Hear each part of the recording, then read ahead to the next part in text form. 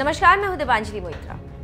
दुनिया का आप इतिहास उठाकर देख लीजिए, जो भी बड़ी घटना हुई है उसके पीछे कुशल रणनीति, आक्रामक तेवर, कार्यकर्ता, कुशल संगठन और मेहनत के बल पर ही उस बड़े काम को अंजाम तक पहुंचाया गया है। 2014 में ठीक वैसे ही आरएसएस ने किया और अपने कार्यकर्ताओं के बलबूते अपने अनुषंगिक संगठन बीजेपी की राजनीति में राह आसान कर दी।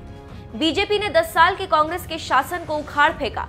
अब एक बार फिर आरएसएस मोदी को प्रधानमंत्री बनाने के लिए कमर कस ली है और मैदान में उतर गई है।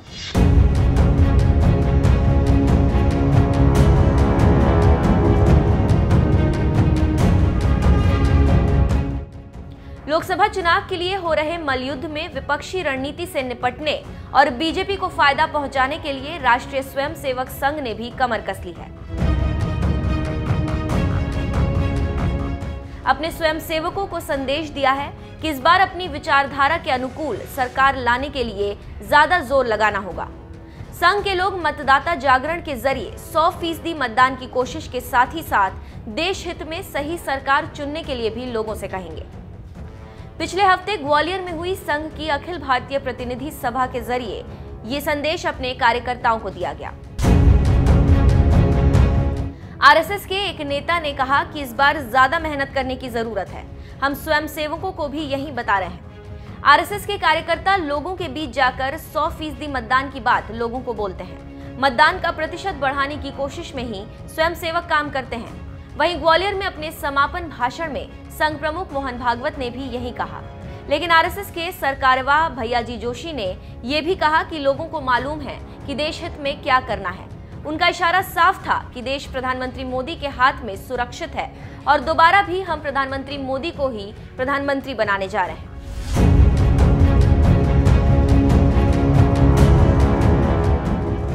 आरएसएस के एक दूसरे नेता ने कहा कि इस बार चुनौतियां ज्यादा हैं। जब ये पूछा गया कि क्या चुनौतियां हैं तो उन्होंने कहा कि इस बार सभी एक साथ मुकाबला कर रहे हैं और अगर हम सब एक साथ जोर नहीं लगाएंगे तो काम नहीं चल पाएगा। इस बार राष्ट्र विरोधी शक्तियां भी लगी हुई हैं और वो चाहती हैं कि किसी भी तरह बीजेपी की सरकार न बने।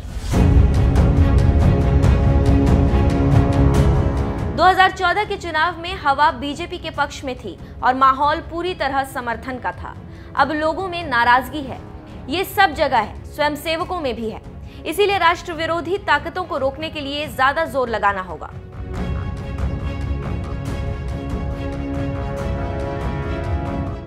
कौन है राष्ट्र विरोधी ताकतें, ये पूछने पर संघ के नेता ने कहा कि संघ जिन्हें राष्ट्र विरोधी शक्तियां मानता है वो देश के अंदर भी हैं और बाहर भी हैं। वे ताकतें नहीं चाहती कि संघ और संघ की राष्ट्रवादी विचारधारा देश में लंबे समय तक कायम रहे।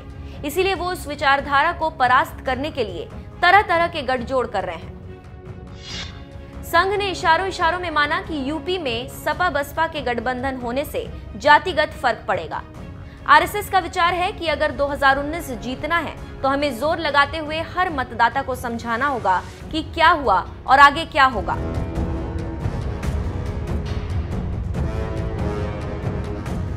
संघ के लोग के कार्यकर्ता बूथ के हिसाब से स्वयंसेवकों की टोलियां बनाएंगे और वही लोग डोर टू डोर जाकर लोगों को जागरूक करेंगे। वो किसी पार्टी का नाम नहीं लेंगे लेकिन राष्ट्रीय कर्तव्यों का बोध कराएंगे। मतदान करना अहम दायित्व है ये बताएंगे। साथ ही साथ देश हित में सोचकर मतदान करने को कहेंगे। आरएसएस का मानना है कि ये काम युद्ध स्तर पर किया जाएगा जिससे बीजेपी के पक्ष में हवा बनाई जा सके और विरोधियों की बाजी को पलटकर आरएसएस बीजेपी के पक्ष में माहौल बना सके।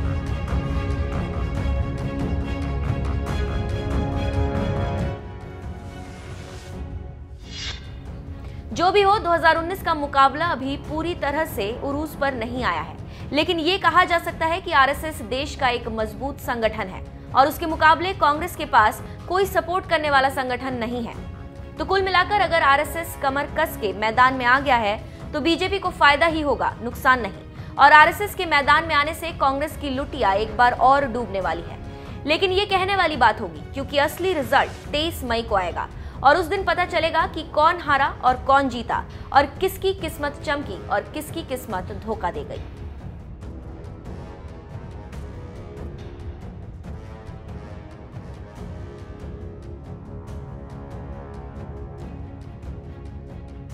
अयोध्या में राम मंदिर बनेगा, जो स्थान निश्चित है वहीं पर बनेगा। और जब ये राम जन्मभूमि आंदोलन शुरू हुआ तो उसका एक जो चित्र बनाया गया था उसी रूप में बनेगा। इसमें साथ कोई समझौता तो नहीं है, इसको हम लेकर चले हैं। 1980-90 के दशक में जो आंदोलन प्रारंभ हुआ वो अभी चल रहा है, पूरा नहीं हुआ है। जब तक मंदिर पूरा नहीं होगा तब तक ये आंदोलन तो चलता रहेगा। इसलिए उसके प्रति हमारी निष्ठा है, उसके प्रति हम प्रतिबद्ध है। न्यायालय ने जो जिस प्रकार का रवैया अपनाया है, जिस दिन न्यायालय ने ये कहा कि ये विषय हमारे प्राथमिकता का नहीं है, ये बहुत पीड़ा देने वाला वक्तव्य रहा। और मैं समझता हूँ कि हिंदू समाज के लिए बड़ा अपमानित करने वाला मुद्दा था कि जो इतने वर्षों से लंबित विषय है, जो हिंदुओं से न्याय से संबंधित है, संवेदना से संबंधित है, राष्ट्रीय अस्मिता से संबंधित है, ऐसे विषय को न्यायालय प्राथमिकता का न माने, ये हमारे लिए एक प्रश्न है कि क्यों ऐसा होता है। हम न्यायालय से अपेक्षा करते हैं कि वो इसको गति प्रदान करे, शीघ्रता से इसकी न्यायालयीन प्रक्रिया चलाए और बहुत शीघ्रता से इसके संदर्भ में फैसला दे और मंदिर के निर्माण की सब प्रकार की बाधाएं दूर करते हुए हिंदू समाज का ये राष्ट्रीय अस्मिता का जो चिन्ह है उसको हम फिर एक बार स्थापित कर सके। इसकी जो कठिनाइयां हैं वो दूर हो, यही हम सबकी अपेक्षा। हम इतना मानते हैं कि सत्ता में बैठे हुए लोगों को अभी राम मंदिर का विरोध नहीं है, वो उसको बार बार दोहराते आए हैं। किसी प्रकार की इस मंदिर निर्माण की और प्रक्रिया अधिक लंबी न हो, इस दृष्टि से उन्हें कुछ सोचा होगा और वो उसका प्रावधान जो अध्यादेश लाने की हमारी कल्पना थी वो नहीं ला सके, ये निश्चित है। लेकिन उनके प्रतिबद्धता के बारे में हमारे मन में कोई शंका। बाबर आया था, वो सबका शत्रु था, हिंदुओं का भी था, मुसलमानों का भी था। गुरु नानक साहब ने कहा है, पाप की जंज लेके वहां से आया और न शर्म रही न कोई नीति रही। हिंदुओं की भी गई, मुसलमानों की भी गई, ये वर्णन किया है उन्होंने।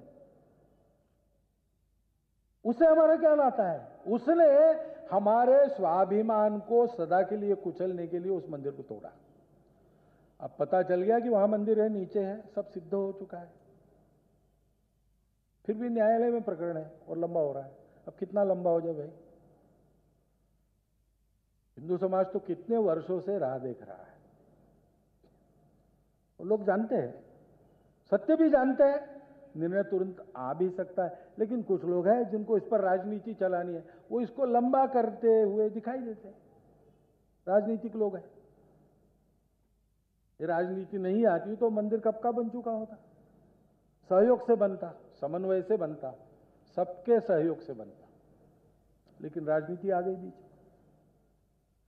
और इसलिए राम जन्मभूमि आंदोलन के एक सहयोगी संगठन के नाते हम कहते हैं, नहीं, राम जन्मभूमि पर शीघ्रतापूर्वक राम मंदिर बनना चाहिए।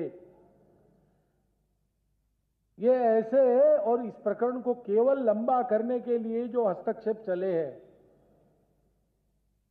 वो प्रकरण लंबा नहीं होना चाहिए, जल्दी निर्णय मिलना चाहिए। और हम कहते हैं कि सरकार कानून बनाए, कानून बनाकर मंदिर बनाए। 1952 में सोमनाथ मंदिर की स्थापना के साथ देश गति से आगे बढ़ा। 2025 में राम जन्मभूमि के ऊपर श्रेष्ठ राम मंदिर बनने के बाद फिर दिशा को और गति प्राप्त होने वाली है। विश्वास, राम जन्मभूमि का निर्माण, भव्य मंदिर का निर्माण, ये मंदिरों के एक मंदिर जोड़ने की बात नहीं है। ये राष्ट्र की चेतना का केंद्र है, करोड़ों करोड़ लोगों की श्रद्धा का केंद्र है, विश्वास का केंद्र है। मंदिर तो हजारों हैं।